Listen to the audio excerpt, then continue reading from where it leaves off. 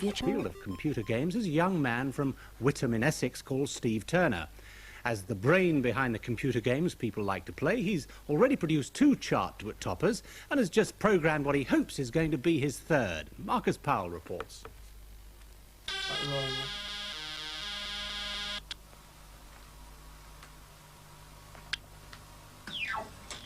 Computer buff SteveTurner has spent 2 years sitting in darkened rooms dreaming up complex games.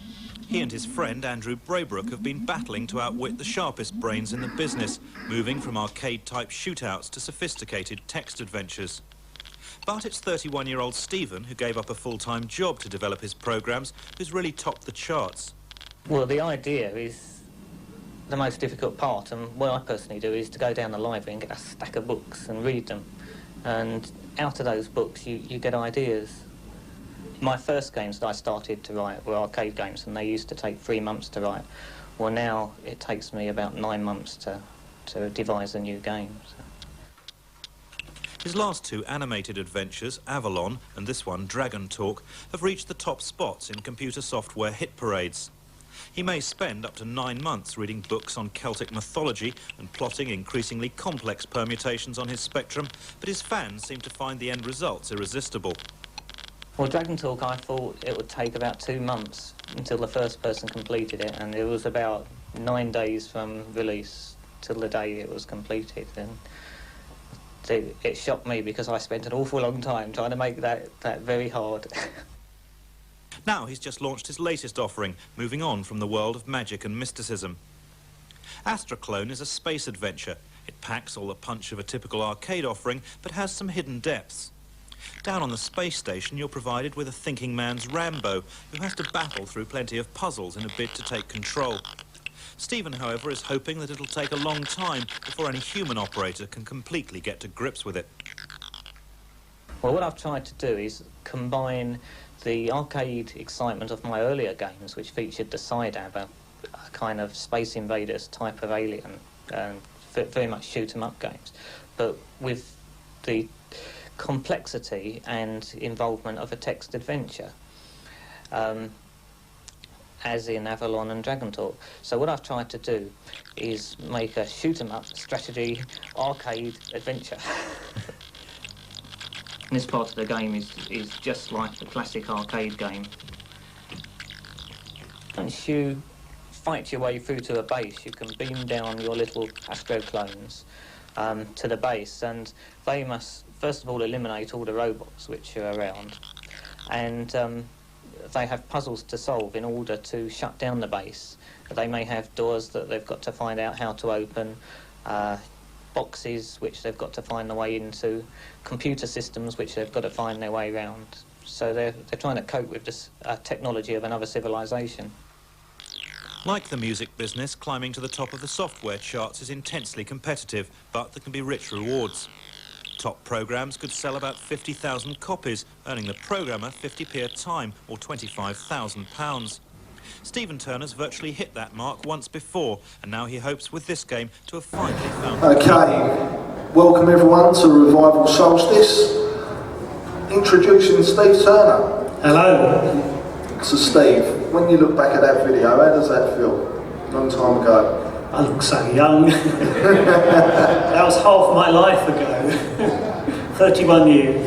Amazing. So can you explain how you got into programming originally? You was telling me about that machine that you used to try and program, but did program. I was very lucky because there's hardly any computers around, but we had a maths teacher who was a computer geek and formed a computer club which we used to go in our lunchtime. And I used to go along to another school and we programmed this machine which was sort of about a desk size with a load of lights. It was like a classic sci-fi computer with all these lights kind of flashing, and you could actually put in binary codes with a series of switches. So if your paper tape had a mistake on, you'd stop at that point, you'd switch all the switches, and then say carry on. Then you put your tape in, and it would whir away, and then you'd get another little tape out. You had to feed that one back in because that was just your compiled program. and then you got another paper tape out, which were your results, and you went along to the teletype, and you put that in, and then magic, your answers came up, and you came back with this kind of piece of paper, and it really was like magic. Yeah. And the programs we kind of wrote were just things like a sign table or whatever, but I was always thinking, what can I do that's different? I wonder what happens if I multiply this by this. So I was always never doing the program our maths teacher wanted us to do. I was always trying to stretch the boundaries, thinking, oh, what will this do? Yeah. So, when did you decide to start trying to design games? What made you go into games? Was it the arcade scene that started? It was. I used to play Space Invaders up the local pub in the lunch hour, Yeah. and a little car game where the car that you drove kind of went the opposite way round to the enemy, and that was the only arcade machine that I'd actually gone right the way round and complete every level. I think 3 cars kind of came against you in the end, and you kind of had to know the pattern for each level and get the timing right. And we went right the way round, and we found it went back to the easy screen again, so it didn't just ramp up in difficulty. And so then we thought, oh, let's see what a high score we could get. And when we got it to 9999, it went back to 0. And at that point, I thought, well, what's the point in playing? Because no one can actually see now.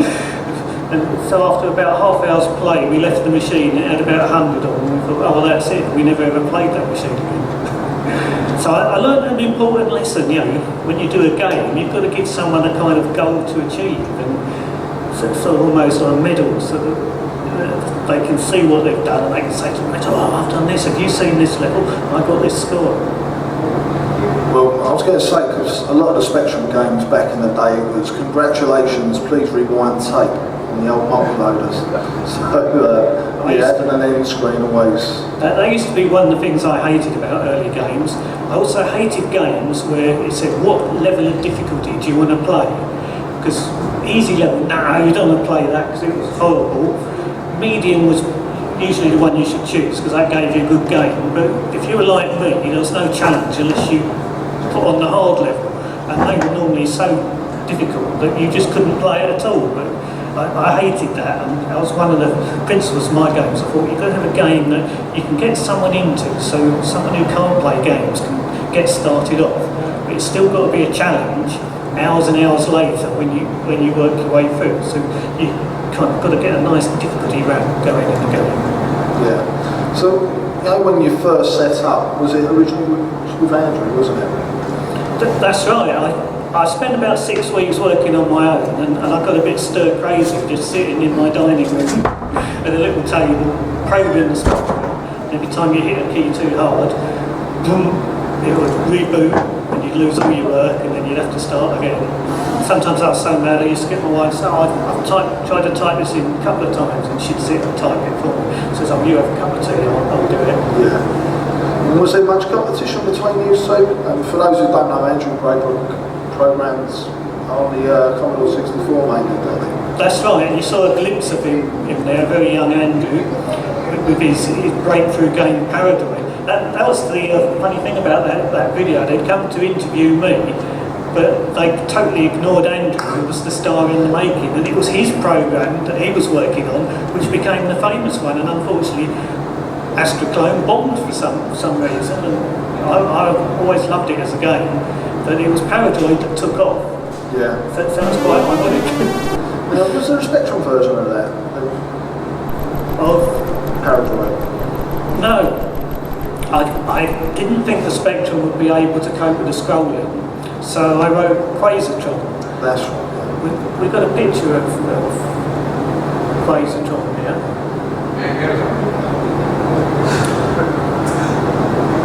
And Quazatron on the Spectrum. The green one, that's it. Yeah. So it was quite a diversion for me. So I'd seen a couple of isometric games, and I thought, you know, that looks quite a nice format, and it's pushing the machine in a different way. But the trouble with most isometric games, they kind of have this kind of just two-tone feel. So I thought, well, how can I make it get colour on the screen? I thought, right, yeah, I have a pretty border and a nice panel and get a colour for the surround, and it was all designed so that you've got minimum colour clash, but the main playing area is the two colours, but you get away with it. It's an example of how to kind of use what a machine can do. I was never quite happy with the scroll, but at the time I just didn't know how to make it go faster. It's slow because it builds things up, everything's in kind of little parallelogram shaped pieces, so it has to keep plotting the same slice more than once, which made it slow. If I was doing it now, I'd make it all out of square type pieces, but I didn't think I'd have room in the machine for that, so it was very efficient on memory. And it was always the same in computer games. When you try and make one thing good, like you try and make the code small or whatever, you lose out in one other area, so it's always some kind of compromise. But that essentially took the gameplay of Paradroid. I had the droids in it. We had the same bumping rules, the same weapon rules and shield rules, all came directly from Andrew's code. Did you enjoy working with the limitations of the ZX Spectrum, or did you ever get wound up with it, because it's limited in certain ways compared to the C64 hardware scrolling? Certainly towards the end, yeah. You knew there's nowhere really for you to go. It used to be irritating because bigger and better Spectrums come out, and you go to public say, no, you can't do anything that's 128k because we won't sell enough. You've got to do something that can run on the 48k Spectrum. I mean, luckily he wasn't asking for a 16k game. So you was working from your back room, is that right? That's right, it was my dining room, and you could see we had the curtains closed because it was a sunny day, and we just had a couple of tables in there. But the only kit we had to start off with was a telly each, and a Commodore 64 and a Spectrum. And then I went out and bought a dot matrix printer, because I had one of those, you've seen the little Spectrum printer with the little sort of silvery paper, and all your listings used to kind of go black, or if you put your thumb on them, they'd all smudge. So we shared a dot matrix printer between us, and we used to print off our listings. Because I didn't even have an assembler. I used to code in sort of hex code, and on the documentation there's one called code, which is quite scrappy, but old games. That is a sheet of the actual code of side-up attack, and I used to write the column on the right-hand side first, and I couldn't key that in. I had to then encode it myself in the hexadecimal code, which is on the far left. But at least I wrote the hexadecimal loader myself, and the one thing that I did put in was the ability to put labels in. So amongst the hex code, you'll see like a few lines down, the second line down, it's 28 at ZTXX. So at least I could label bits of code, which meant that if I added a few lines of code, I didn't have to go through and change all the jumps to different addresses, which would have been totally time consuming. And the only time I got a listing was after I'd keyed it all in, I'd run a disassembler and then print off a listing. And then I'd use that to see whether I'd got any of the assembly by hand wrong. But I got so good at doing it, I had a couple of little lookup tables, so I could just look at the code, and some of it, even to this day, I remember C9's return instruction. The easy ones, 21 load HL with the hexadecimal number that followed. And was all this directly into the Spectrum, or was you using a different machine? No, at first keyed in actually into the Spectrum, into BASIC. So those hex lines would be coded into REM statements. And then I had a little program that I wrote that read the REM statements, extracted the hex out, and converted that, and essentially did all the pokes up into the machine code area. How did you get on with that rubber keyboard? I imagine that could be a complete nightmare. Yeah, I hated it. You had good ones and you had bad ones, and after a while they used to kind of go wrong. But I bought a full-side keyboard that you kind of put your spectrum right inside. Yeah, and that was very nice. But your names of the keys were all on kind of like what looked a bit thicker than sellotape, and they all wore off after a while. So you couldn't remember especially where all the basic shortcuts were. So it became increasingly difficult to use. There's me after a couple of weeks of trying out microdrives. And yeah, first time I used them, I thought, oh great, this is going to be far better than loading tapes. But I'd go to the last version, no, that wouldn't load. Go to the version before that, that wouldn't load. Go to the version before that, that wouldn't load. It's just totally hopeless. So in the end, we sent them all back to Sinclair, and I got my money back.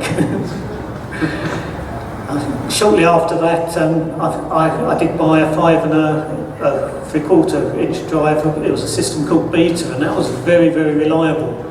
But the problems with all these little add-ons that you used to buy for your Spectrum was they never worked with anything else. So the disassembler wouldn't work with the printer. I actually had to go in and make it work, and so it printed out on the Centronics printer. The Beta drive wouldn't work with either. In the end, I put some hooks in that so I could load the disassembler from the Beta drive and it would work on the printer. But you had to kind of go and reverse engineer all these things. And the code in the Beta drive was something else. I don't know whether any of you ever seen it or disassembled it, but it was obviously someone who'd actually been typing in the hex, and you could see all the patches because every time they needed to insert a bit of code, it jumped somewhere, executed a few lines of coding, and then jumped back, which is an example of someone like having to kind of put the things in. Obviously, they could have done with My Little Utility. So at this point, was it Hewson that was publishing your work? That's right. I went to a couple of publishers. Well, I looked through the magazines and I chose 3 publishers that had full-page colour adverts and said programmers wanted. Quicksilver, I think, was one of them. Silversoft, a London firm, and Hewson's.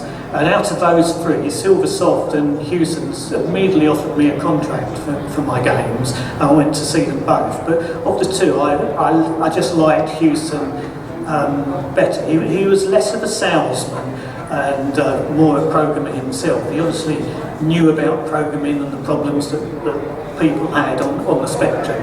So we were kind of kindred spirits. And he actually had been to the same school as me, Rayleigh Swain in Essex. Yeah, it's sort of funny how that, because he was all the way over in Oxford, but you know, he knew my area of the world, and you know, we immediately gelled, and it was a good match. So how many games did you publish? Do you know how many it was under Hewson? With Hewson, there was probably about 10 or 12 games altogether, including their news. Perhaps a few more, because we had some conversions. Yeah. We had the 3 side-app games, and then I went to the adventure movie games, so that was Avalon, Dragon Talk, and Astroclone, and then I went back to arcade games with Quazatron, Ranarama, alternating between sci-fi and fantasy, always trying to chase the elusive kind of hit. It was quite a thing, because I think my games, they were improving as they were going along in technique, but the sales were kind of getting less and less as there was more competition, and especially from big name games. Someone would buy a name like Afterburner, and the game generally on the Spectrum was total rubbish. But they used to go right up the charts, and they'd get full-page reviews and that, because everyone used to get excited about, because they were an arcade name. And then later on you got film names. Sometimes they weren't quite as bad, because at least someone could make a game that just had the name of the film.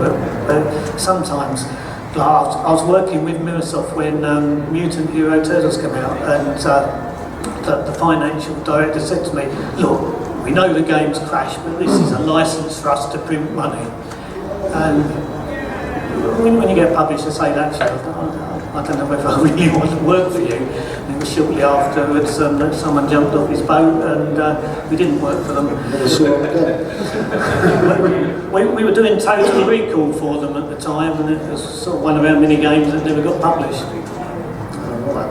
So, towards, it must have been around 1986, 1987, you ended up parting ways with Hewson and working for BT. That's right. And the story of that, Andrew went up one day and saw a note in Andrew Hewson's inventory talking about sub-licensing our games with another publisher. Now sub-licensing is where a publisher, instead of publishing themselves, they virtually sell your game on, and then they'll get royalties in, but then they'll turn around to you and say, "Oh well, we only got this amount in and you're only due 20% of it," but they've only got 20% of the sales price, so instead of getting 20%, you get 20% of 20%, which ain't a lot of money if 20% is about 50p. You know, it means you're not going to have enough money to buy diddly squat with. And a couple of his staff phoned us up and said, "Can we come and join you? Things are going to pieces here. He's run out of money. They're not paying their bills." And then their marketing director phoned us up from BT and said, "Oh, I've just left the company, joined BT. Hewson's going down. Why don't you come and talk to BT? We'd like to publish your games." So it seemed to me like a no-brainer. If we stayed with Hewson, we were going to be dead in the water. So we moved to BT. Unfortunately, then we got involved in a court case where Hewson said no, the rights to the games were his, and BT said they were theirs, and BT promised to kind of fight the legal battle, but it just sort of dragged on for ages, and the games we were writing at the time, which was Magnetron and Andrew was doing Morpheus, really didn't do very well. Yeah. So then you ended up doing the conversion of Flying Shark. That's right. Rainbird sort of offered that to us. They only had 6 weeks to come up with the Flying Shark conversion, and we said, "Yeah, we'll do it if the price is right." And they offered us a lot of money, and it was good because they wanted us to form a team. We had Dominic and John from Hewson want to join us, and so I thought, well, I can afford to take them on if they give us some cash up front, and so we did it in the 6 weeks, and I had 5 or 6 days to do the Amstrad version, but we managed to do it, and we sort of sealed our reputation for doing our conversions with that. And later on, then they came to us with Rainbow Island, which was probably our most famous conversion. It was probably one of the best conversions of all time, I think, being true to the original and getting the feel of the game on the Amiga and the ST. But again, that was another game that got caught up in a legal round, didn't it? It was surprising. Once I was like adding up how many of our games weren't published by the original publisher. And after the Hewson kind of debacle, it was almost all of them. But that one started off with BT. They sold out to Microprose. Microprose then went to Taito, sort of a bit bullshit with them, and said, "Oh well, we'd like, or we're going to publish this. You better sign the contract." And Taito refused to deal with them. Said, "No, our deal was with BT." And so it looked as though it wasn't going to be published. And it was only when Fergus McGovern of Pro was talking to us about it, and he said, "But that's such a beautiful program, it can't not be published." He said, "Let me have a word with Ocean."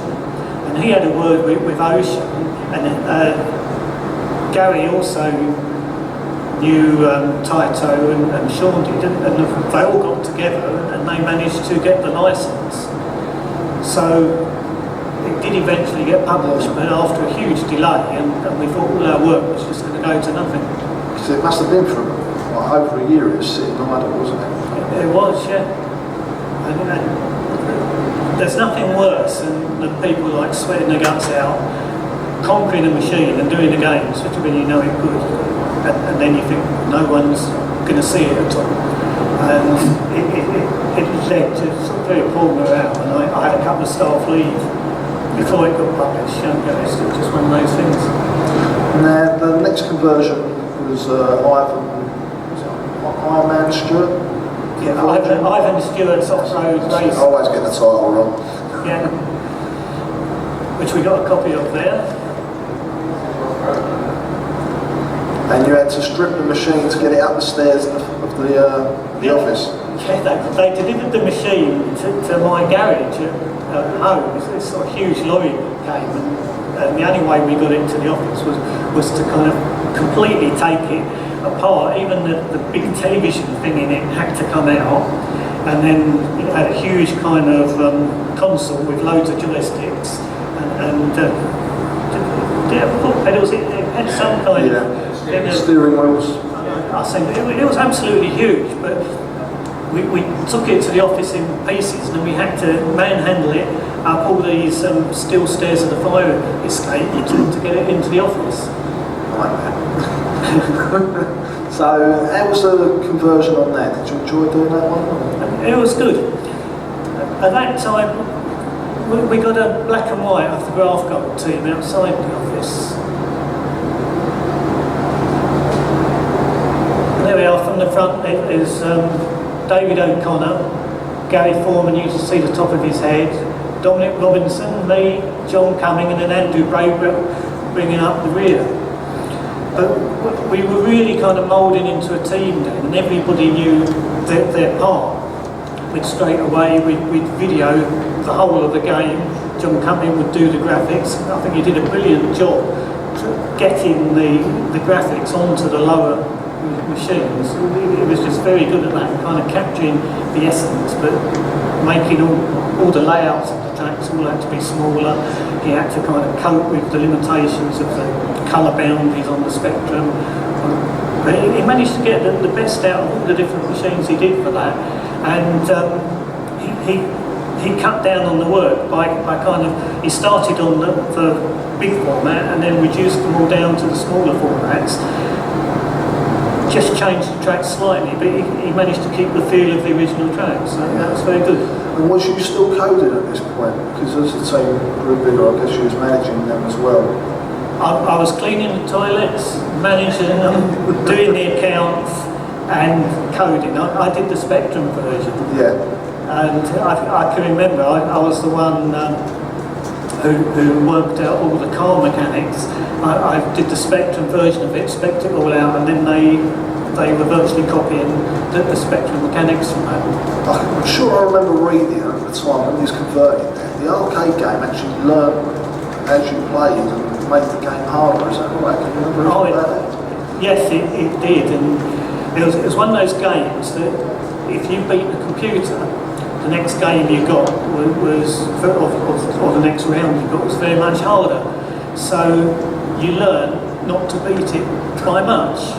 So you played this go slow race with the trucks, and then you just had to drive past at the end. And once you knew that, it just spoilt the whole game. So it's sort of an example of someone they haven't really thought about how they're going to do the difficulty in the game. Was there any more games published by Virgin? Virgin took our original game Realms, which we started off with Activision for that. Activision went bust, just one of the many. At that time I thought, well, publishers seem to be changing hands or going bust. So I thought, let's work with more than one publishers. So we went to Microsoft, they went bust. We went to Virgin, they went bust, and Microprose, they sold out. BT sold out to Microsoft. We went to Ranarama, they sold out to Warner. Warner sold out to some company I can't even remember. And you started your game with one company, it ended up with another who may not have any interest in it whatsoever. But Virgin had seen how we worked, because we'd done them off-road, and they saw we were writing this original game, and they offered to buy it off of Activision. Normally when a company goes bust, your game may never see the light of day, but they actually made a payment and sort of bought out all our advances with Activision, and then had all the rights and published it. Yeah, what game was that? For the Amiga, wasn't it, by then? It was Amiga ST, and it was our first ever. No, it was the second PC game, because we'd done the off-road conversion on PC. Yeah. Conversions were a very nice way to get into a new machine, because you had to get to know the machine. But if you were trying to invent your own game and try and get to know a machine, it was quite hard. So conversions, if you like, were almost a rest for the team. And they're still hard in that you're trying to cram it all down, but you only have to concentrate on how to do it, not what to do. And it's you know, what to do is very often the hardest part. Do you think the piracy scene on the Amiga caused any problems?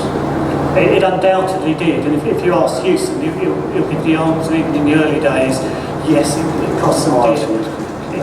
It became an increasing problem, and I mean, some of his staff that we used to consider some of the biggest pirates around, they used to be able to get hold of any copy. But I think he used to use them because they also used to know how to kind of make it difficult for pirates.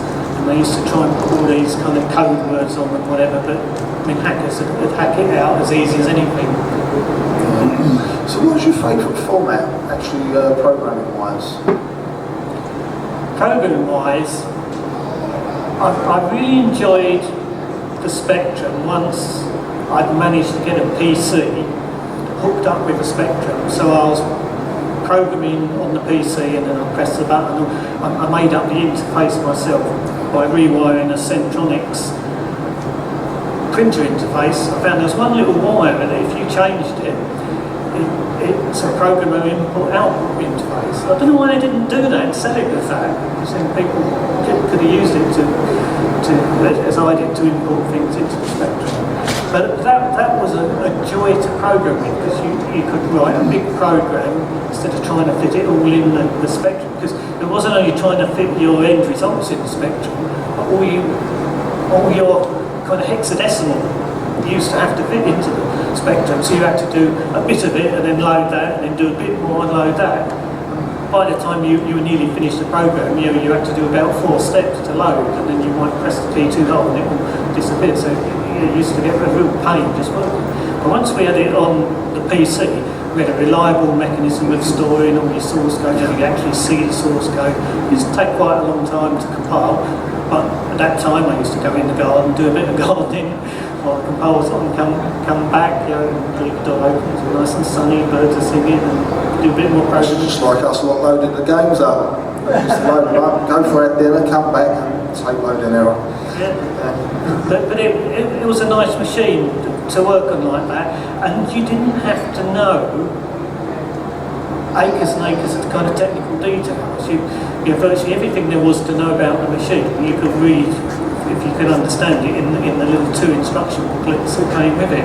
And there were no real secrets other than that. It was just a question of how you could misuse Z80 to make it go a little bit faster. Like using the stack pointer to move data about, because the stack pointer was intended to just shove and return addresses on the stack. But when you say pop that onto the stack, it moved the address as well, so you didn't have to increase or decrease a register at the same time. So you've got a lot for the one instruction. So you could say pop, pop, pop, pop, pop, pop to get it off, push, push, push, push. And you can actually move things onto your screen area like that. And they were the kind of tricks that we kind of learned in the later years, but they just weren't like a lot to know. Commodore 64, you had to know all the technical details of how the chips work to get your best out of that, and that was quite a different kettle of fish. And I only did a games on that. Yeah. How about Uridium 2 on the Amiga? That's one of my favourite consoles, was there any, did the publishers ever want you to take your more well-known computer games and port them over to consoles? Uridium 2, they didn't express any interest, but Fire and Ice, I think it was just before that one, and yes, they wanted to take that over to the consoles, but that's got a story with it, and it was another publisher letting us down. We did Fire and Ice, well, it's actually started off with Mirrorsoft. I actually had a clause in the contract saying, because I'd come unstuck with so many publishers that said, if they go bust or have point a receiver, administrator, or whatever, all rights to the program revert to me, and we don't have to repay any royalties.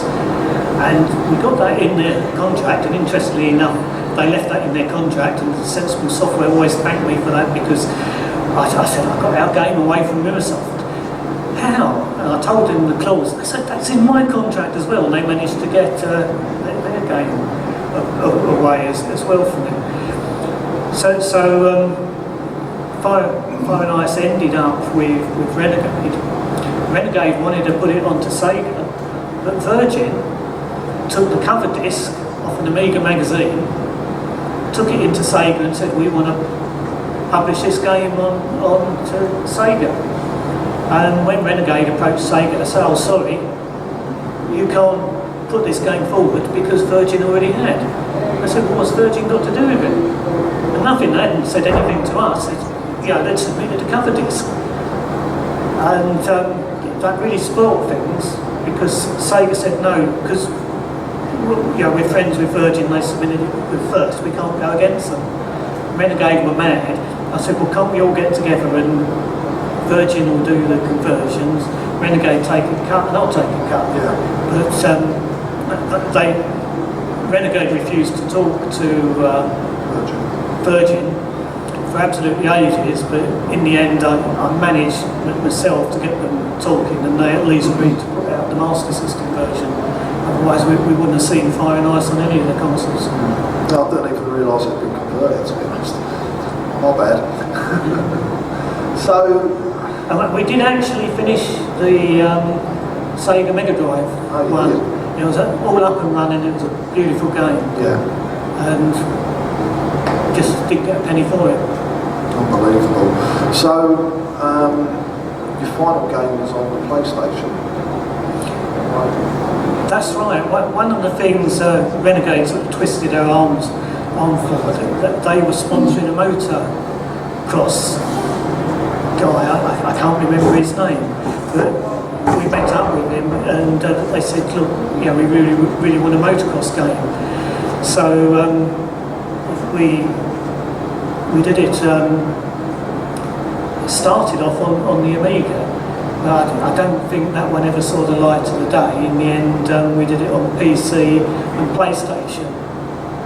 And I remember that the PlayStation, the Renegade weren't really too happy about sponsoring us for that I had to buy the development kit or license it from Sega, Sony, and it was one hell of a price. We were talking about £15,000 or £12,000 for a programmer's development station, which I thought, well, I really need about 5 because we work as a team now, but no way we could afford that, so we went down to 2.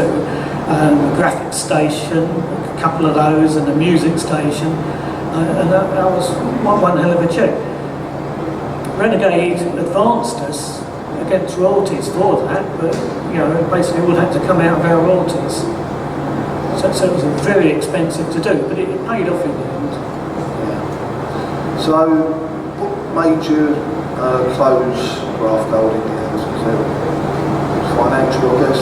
It was financial. All through those years, we were living hand to mouth. We'd get royalties in, say perhaps 9 months to a year after the game was finished, if it got published on time. Motocross didn't get published for over a year afterwards because Renegade sold to Warner, who sold to this other company, and it just seemed to be shelved for absolutely ages. In the end, it was perhaps our most lucrative game that we've ever had, but we didn't get the royalties through. until I'd sold the majority shares in the company. We just didn't have enough money to make the next games.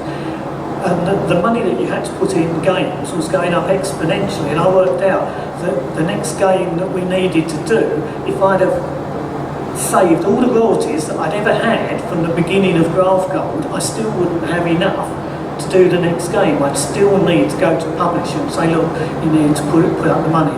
We were talking in terms of close on to £1 million. Well, sensible, we're asking £1 million per game at that time. So it's impossible. To all, and it's not the kind of money you can go up to the bank and say, look, you know, our next game we want £1 million for. They say, well, we'll have your house, and what else you got to put up as collateral? You know, it's just not going to happen.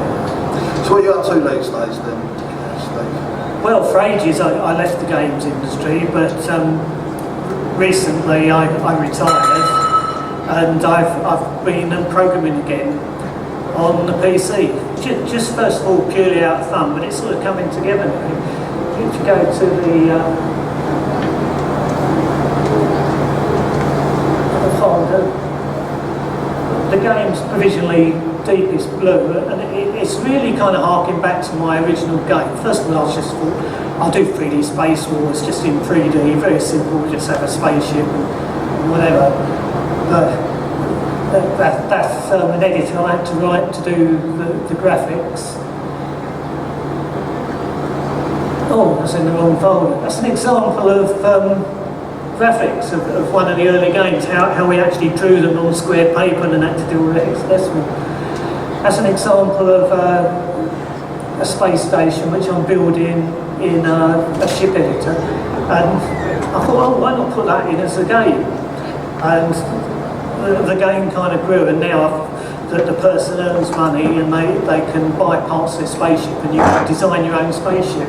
And depending on, there's another example of a spaceship, you can put wings on, engines, shield units, generator units, and you decide what kind of spaceship that you want to build.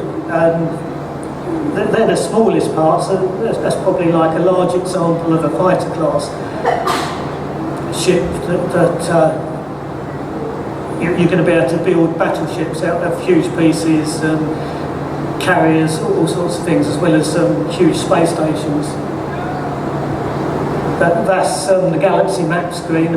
I downloaded a NASA file of all the real star locations, 120,000 of them, and in the map screen I've got them all running in real time, and it's 120,000 sprite. Just okay. That was playing around, just plotting. That is the game screen over to the left, but I wanted a whizzy way of a computer system, so I thought, well, let's see if I can just plot into textures and then move the textures about on the screen. So that was one of the first experiments with that. So basically all the in-game screens, you're going to be able to kind of zoom them up and whiz them around. They'll all be transparent. All the graphics are just preliminary graphics. That's an in-game shot of one of the fighters. That was a little test bit I wrote to test out multi-threading. So I thought, okay, let's see if I can get 1,000 chips running. So and I put gravity in, so they were all kind of gravitating towards each other and then bouncing off of each other. That's another example just of the piece editor. I thought, can I build a space station out of the spaceship bits that I had? And the spaceship bits, I hardly spent any time, I wasn't designing them, I was just kind of saying, right, let's do this shape and extrude it, and I do a cross section and a kind of longitudinal section, and then I say what symmetry, and it does it all round.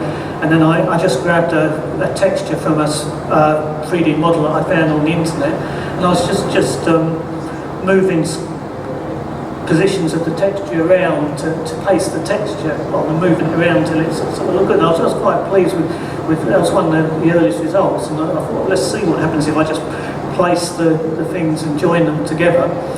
And I was getting the kind of look, I thought, I want to kind of game that looks so things in space look as they are now, with all the bits kind of bolted together. It's sort of something a bit Fred Garner about it, rather than the sleek sort of sci-fi looking ships. And that was kind of how I want the game to look. So it looks kind of that kind of realism, and then I want you to be able to bash these things apart. So when you start shooting them, all the bits kind of start getting beat up and drifting off, and then you can collect them and use them and take them to nearest base and get money from them.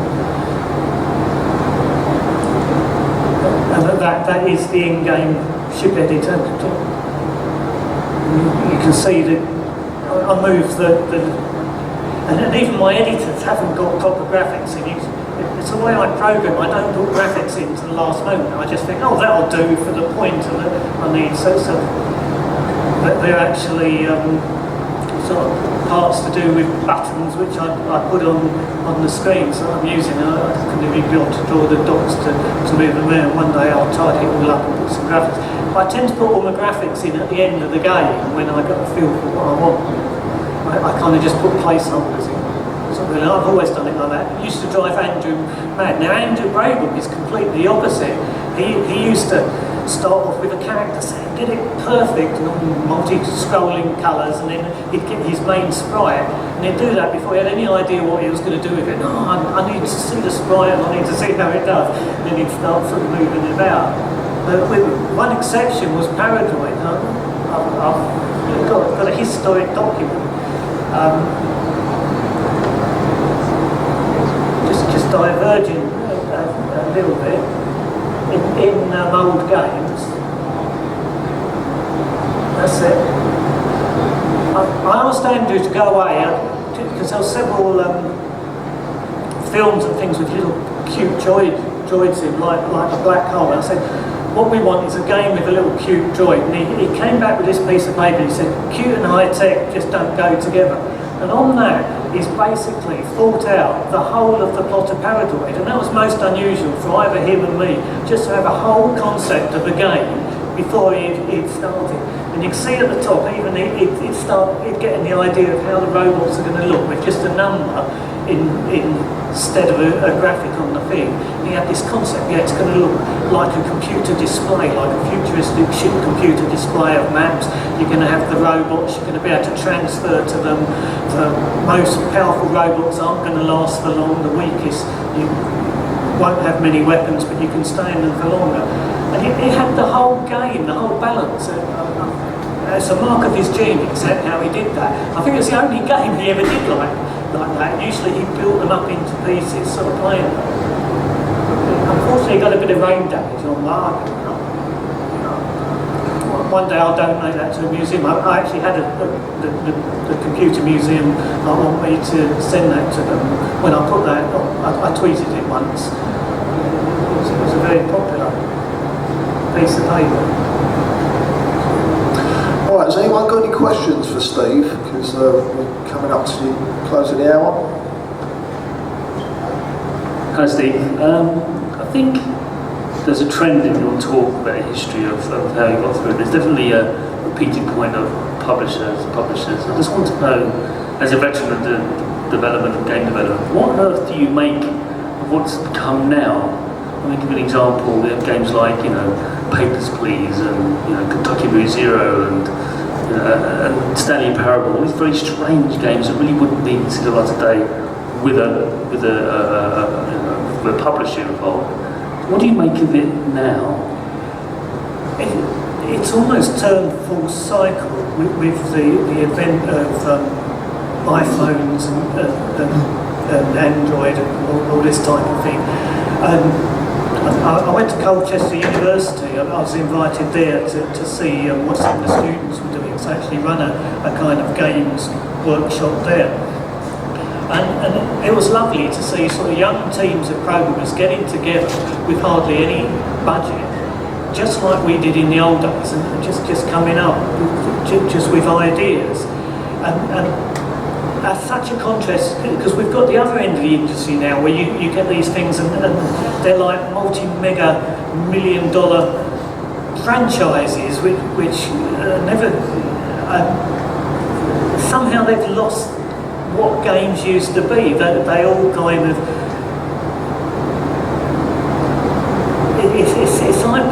same game. I tend to, I always hated movie bits in games, and I still do. I used to load the game up and you just go, oh God, I don't know whether I've ever played through the stuff, and the ones that force you to watch it, no, I want to get on with the game, I don't want to watch this horrible movie that someone's tried to put together. But it's nice seeing these things that are down to the actual playability and, you know, have your reactions. Anyone else? Kieran? I've got a bit of a strange question. It's a bit of a mystery that I've been trying to get to the bottom of for years, so you might be able to help with it. It's going back to a very old report, going back to you talking about console games. There's a report in Ace magazine, and it was talking about a Atari 7800 version of Gauntlet, and it was saying that Graftgold were working on it. Do you know anything about that? It was never released, by the way, at all, so... No, it certainly wasn't one of ours. We didn't even have any Atari machines in our place at all. So, yeah. Well, funnily enough, two magazines both printed stories about it at the same time, and both put a conflicting report. One was Zero magazine, and they said it was being done by Gremlin, and Ace magazine said it was being done by Graftgold. And funny enough, I've spoken to the person at Gremlin who did all the other 8-bit ports, who worked on all of them, and he said they weren't doing it.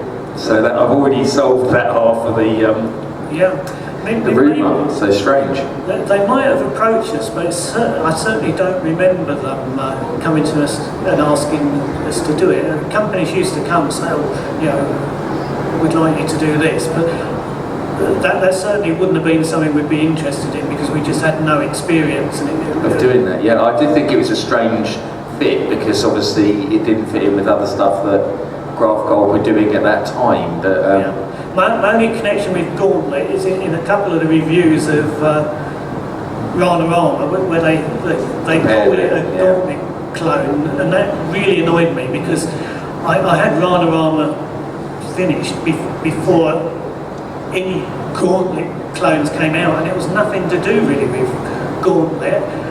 I was trying to do a fantasy Paradoid, and the gameplay is based on Paradoid. The look of it is like Paradoid. You know, you get the side level with all the lifts. So the map. There's so many parts which are Paradoid. Even the mini map, I did the same way as Andrew did Paradoid. But unfortunately, Hewson wanted to commission like lots of copies of it, lots of conversions. He said, oh, you know, go to number 1 if we have lots of conversions. And he held it back to get the conversions. There was an ST version, but actually no Amiga version, wasn't there, of that? Yeah, that one came after, but his initial ones were Amstrad and Commodore, but we ended up finishing the Amstrad. Well, I did it myself, because we were just completely let down by the woman who was meant to be converting it. She was just getting nowhere. And it just delayed the publication. It was a shame, because I would have been the first one of that sort of game, and it would set the yardstick. I can remember one reviewer saying, of all these games, you know, this one is the most original, but we probably sold the least because people were fed up by then. Yeah, because everyone was trying to copy Gorlix. It was hot in the arcade, so it's kind of victim of circumstance, so to speak. Right, I'm afraid we are running out of time. So, Steve, thanks very much. One last thing, I've got a couple of giveaways. Yep. We got a signed copy of Quazatron. If anyone can tell me the name of the main character. Graftgold. That's right. Who was that? My favourite game of all time. And that reminds me, Steve, any plans to develop for the Spectrum next? Well, we'll have to see what it looks like. I've got a copy of Off-Road Racer. Is there anyone who can tell me any one of the team that's helped produce that, other than me? Oh, well, I'll get to keep that one. Anyone? We saw a picture of them all. No, he didn't. Starts with a D. Yes. Yes. Well done. Who's that? Sorry. It's a guy. Lovely. Okay then, guys. I think that's all for now. Next up is our talk with Jim Bagley. Thanks very much, Steve.